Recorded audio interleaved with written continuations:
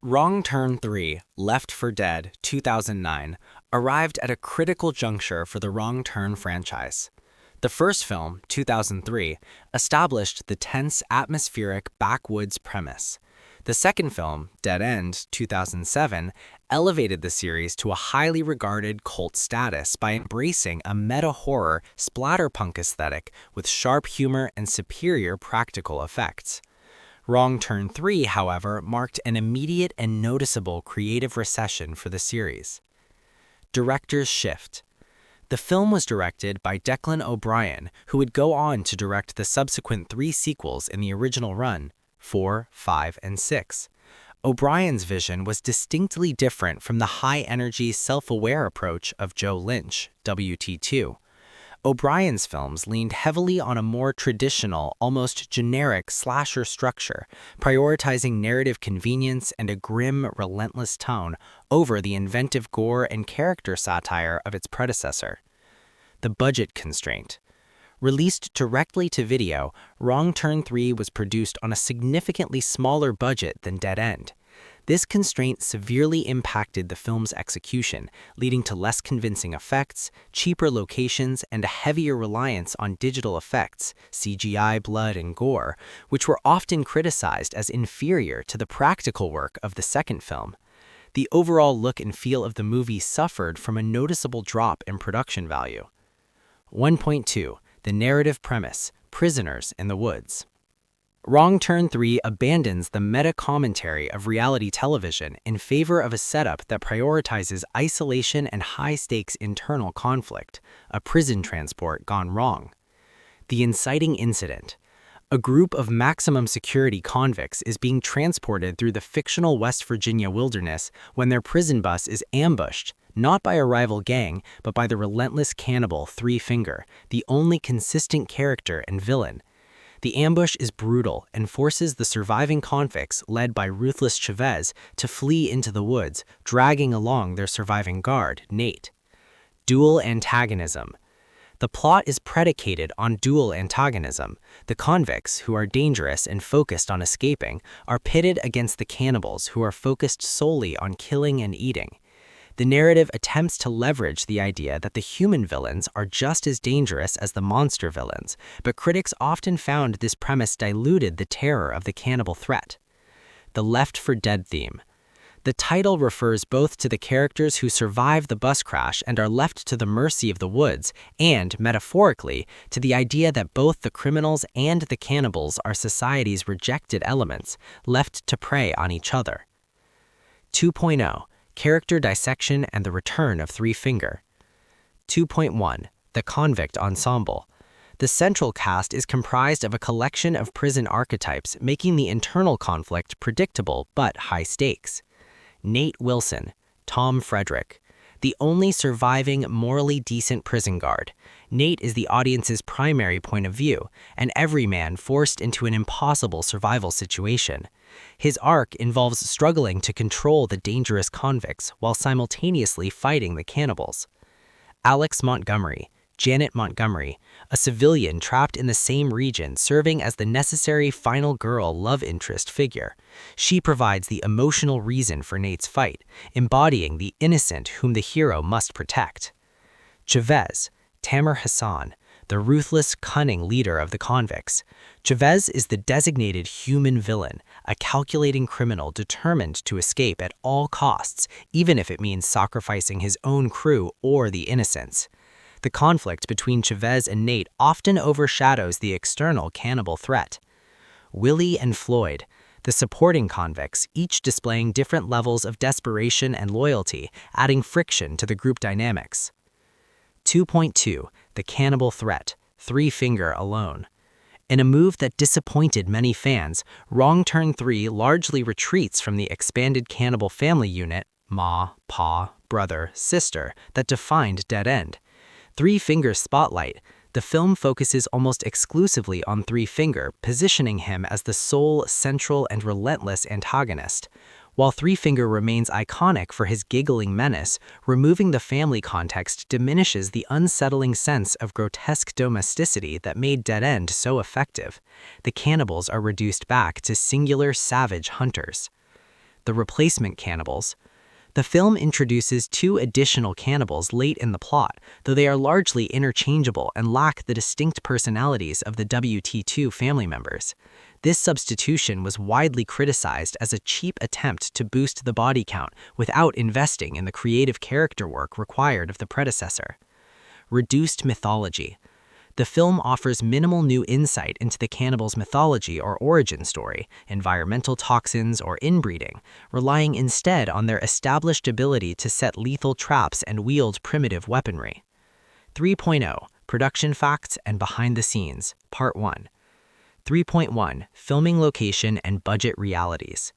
Wrong Turn 3: Left for Dead was filmed entirely in Sofia, Bulgaria, utilizing the cost-effectiveness of Eastern European studios and locations.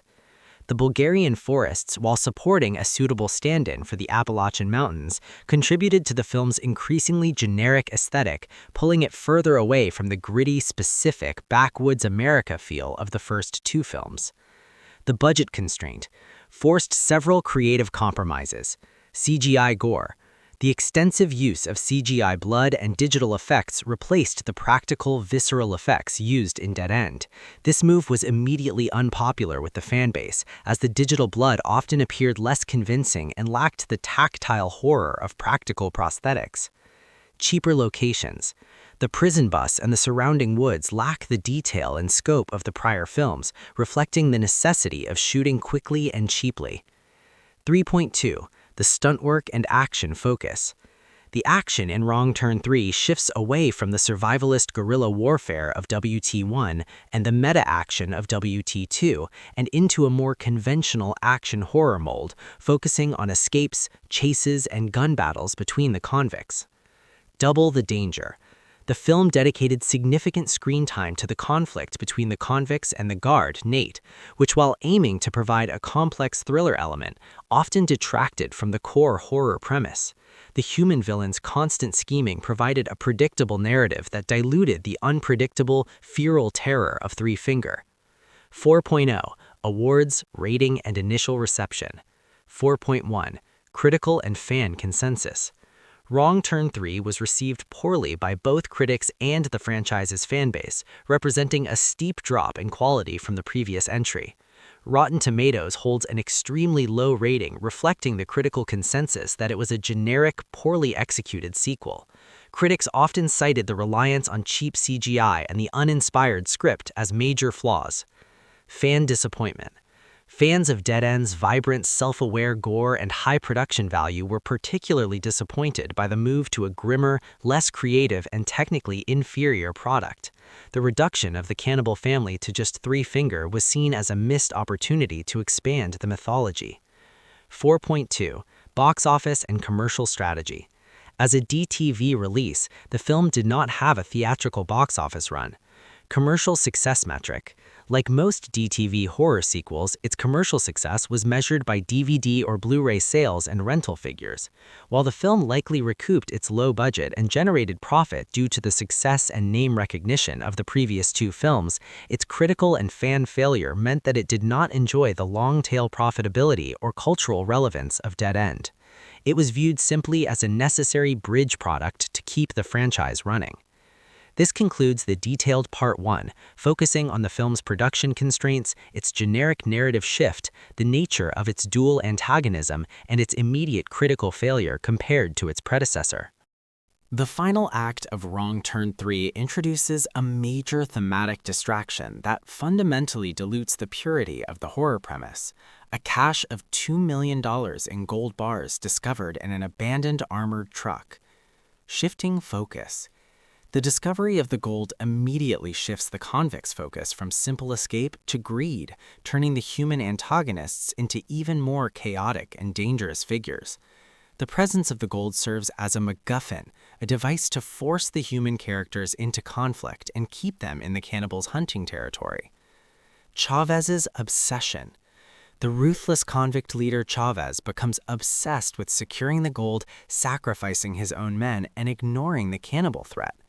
This obsession is supposed to highlight the moral bankruptcy of the human villains, but it ultimately makes the conflict less terrifying. The audience is focused on who gets the gold rather than who survives the cannibal. 5.2. The final confrontation at the junkyard. The final showdown takes place not in the natural environment of the woods, but in a junkyard/warehouse area, a necessary production choice due to the shooting location, Bulgaria, but one that further removes the film from its backwoods roots. Dual climax. The film attempts a dual climax, the human-on-human battle over the gold and the human-on-cannibal battle for survival. This complexity is often cited as a weakness, as the human-on-human violence felt more tedious and predictable than the feral attacks of Three Finger. Nate's resolution. The guard, Nate, is ultimately forced to utilize both his police training and his survival skills. He must navigate the traps set by Three Finger while simultaneously subduing the greedy convicts. His final victory is twofold. He survives the cannibal attack and he ensures that the gold, a symbol of corruption, is not stolen by Chavez. 5.3. Three Finger's apparent demise. The film ends with the apparent death of Three Finger. The staging. Three Finger is seemingly killed when Nate impales him on a series of metal spikes. This final death was a necessary narrative attempt to create a sense of resolution for the protagonist.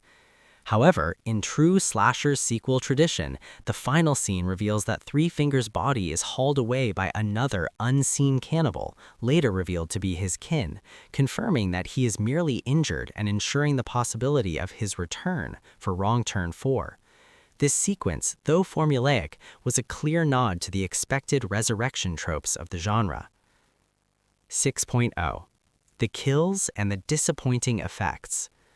6.1. The body count and invention.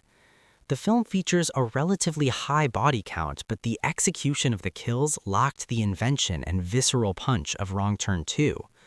Uninspired deaths. Many of the deaths involved generic decapitations, stabbings, or environmental traps that felt borrowed from other horror films.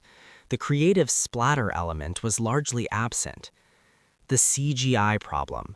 The most significant criticism centered on the heavy reliance on low-quality CGI for blood, gore, and mutilations. Unlike the practical, tangible effects of Dead End, the digital effects looked visibly fake, pulling the audience out of the horror. The contrast was especially jarring for fans who expected the series to maintain the high standards set by Masters FX in the previous film. 6.2. Adherence to slasher rules. Wrong Turn 3 adheres rigidly to the most simplistic slasher tropes, failing to innovate. The final girl's purity. Alex, or Janet Montgomery, survives largely because she maintains her moral integrity and avoids the greed and sexual promiscuity that often dooms secondary characters. The don't go back rule. The characters' mistakes are predictable, splitting up, trusting the wrong person, and prioritizing riches over survival, confirming the formulaic nature of the script. 7.0. Legacy and franchise impact. 7.1. The beginning of the decline. Wrong Turn 3 Left for Dead is widely regarded as the film that signaled the start of Wrong Turn franchise's decline into repetitive, generic sequels. Loss of identity. The film struggled to find a unique identity. By abandoning the trauma theme of YT1 and the meta-satire of YT2, it settled for a generic prisoners versus monster setup that was overdone in the DTV market. Director Declan O'Brien's tenure.